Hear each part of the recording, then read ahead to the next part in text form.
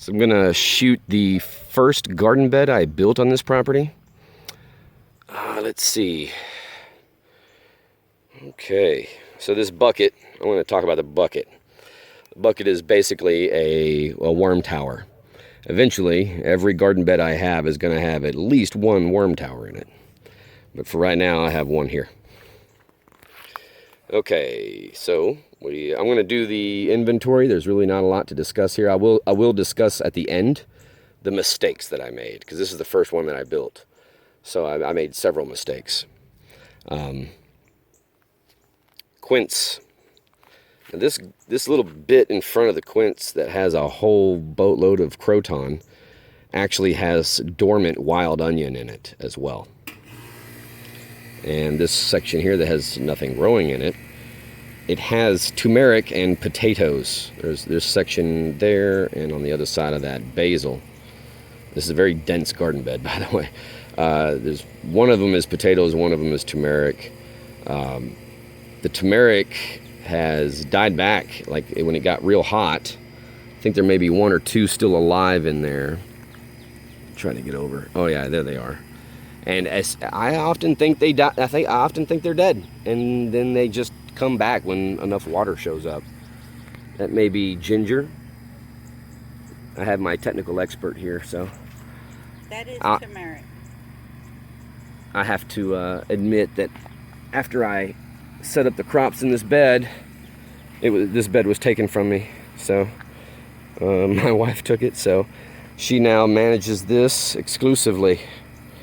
And so I'll be asking her questions, perhaps, if I don't know the answer. So we have here. Okay, so we have basil. You'll see croton everywhere. I'm not going to point it out anymore. Hopefully you recognize it. I'm trying to make sure I don't miss anything. Georgia collard. Here, there, and there. Let's see. And I did a video on this. This is the fuzzy bean. Possible edibility, I'll put it that way. But certainly soil enriching and valuable to your garden. As long as you don't, it does have a tendency to go berserk, so you do have to manage it. But you can see it's growing on a croton, prairie tea, right next to a basil. Okay, and then I want to make a mention of the sunflowers. I've mentioned them in other videos. We use them for shade, to enrich the soil, for pollinators. They have edibility, human edibility, so they're very valuable. Let's see. Make sure I don't miss anything. Okay, we have pepper, jalapeno. Forget exactly which. It's a heritage jalapeno. If we grow domesticated crops, we'll always make sure to go with heritage varieties. There's Seed Savers. There's Baker Creek. Any place like that. They're dedicated to preserving heritage varieties of agricultural crops. I would highly advise. You can see Georgia collard. Georgia collard is one of our main source of greens. Okay. This one is the New Mexico red pepper. It's a red chili, like enchilada sauce type. Gift from mother-in-law, put it that way. Chili. And she took a trip out to El Paso to see family and brought back a whole bunch of heritage seeds. And this is one of them. And I don't think she was even clear on what all the names were of all the different types. But there's so much in here. You see a domesticated onion next to another fuzzy bean and basil. Those white flowers there in the background, that's chives. On the ground you can see a struggling chard, but alive. In the back we have another domesticated onion. I don't know if you can see it on the ground right there. Okay, and off to my left we have thyme and more basil. You can tell we like basil. This bed has been here in 2008. I don't think there's anything else over there. Okay, walking down our footpath. And more jalapeno. We got some fruits. Yeah, and that's another jalapeno. Okay, and oregano, which this plant actually spreads all the way from here to there.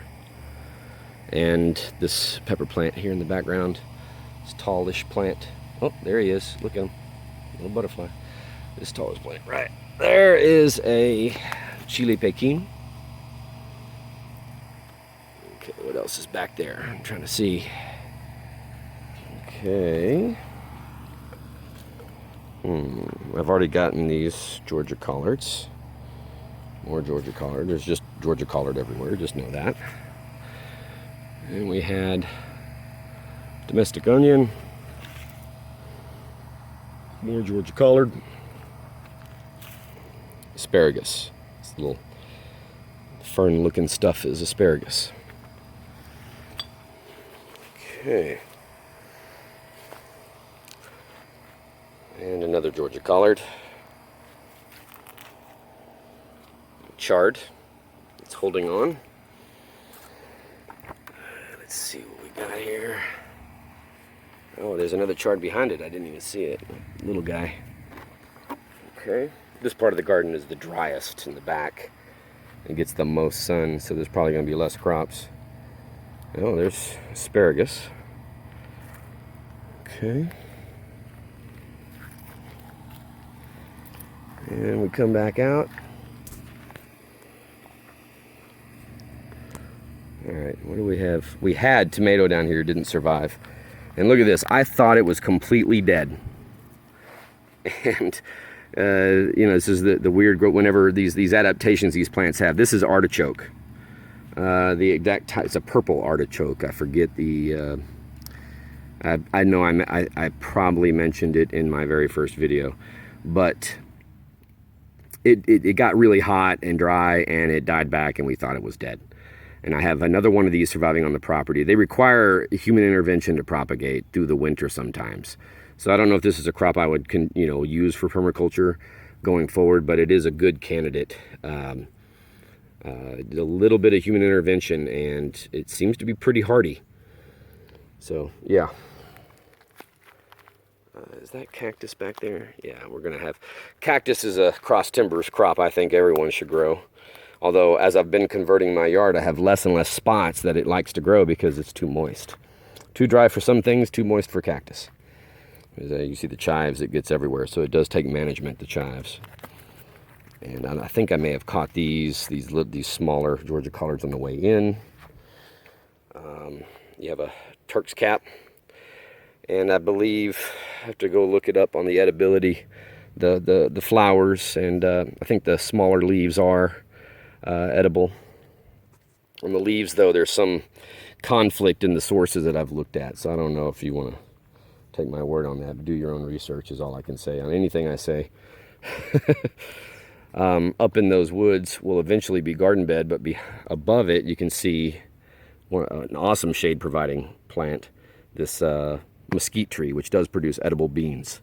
So don't be so quick to remove a mesquite. Now if you look at this mesquite, I've been getting it out of the way. Look at the trunk. Yeah, look at that. Ew, isn't that fun? So that way I can get the proper amount of light into my garden.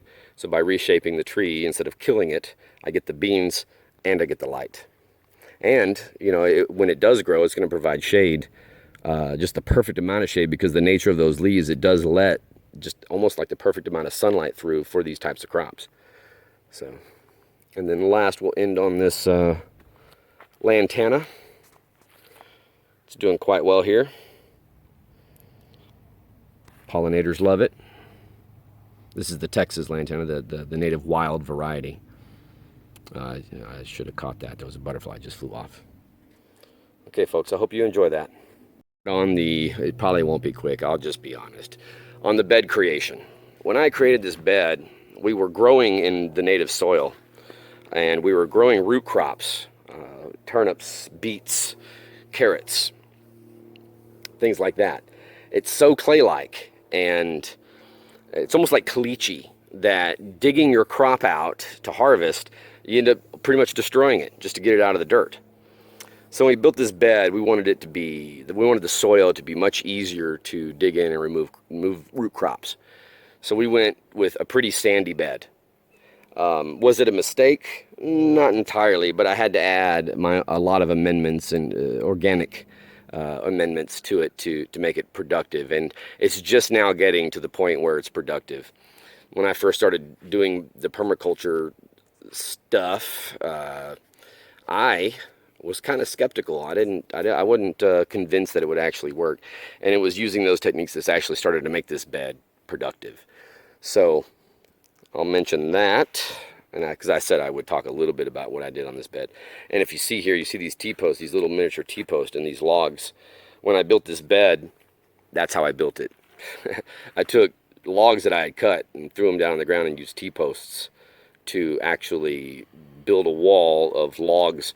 And then on the inside of the logs, I dug up clay and you know, stuffed the clay in probably about 6 inches thick on the garden side of the logs, and that actually held pretty good. It took a good 10 years before I had to do any repairs on that, but doing repairs on it is difficult. Now I've got these stupid T-posts stuck in the ground, so that's a mistake that I made. As far as the dimensions on this bed, it's difficult to say. It has an odd shape. So this line here is about 25 feet.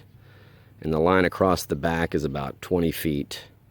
And then there's this diagonal, but we have some stuff growing over here and that kind of stuff. So you can kind of figure it out from there.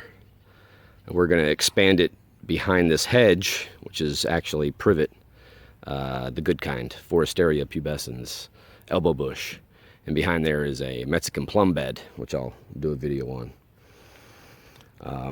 And I also want to include in this video, as part of this same bed, even though it probably technically isn't,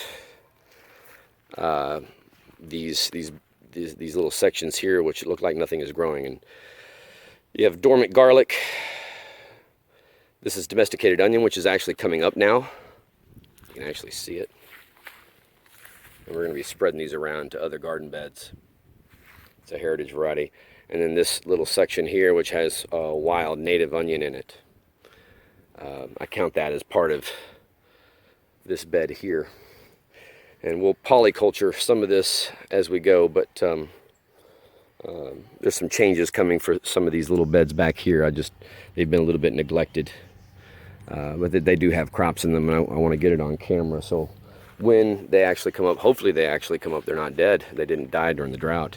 I can show them, so I can show you the time of the year that you'll start seeing them and that kind of thing.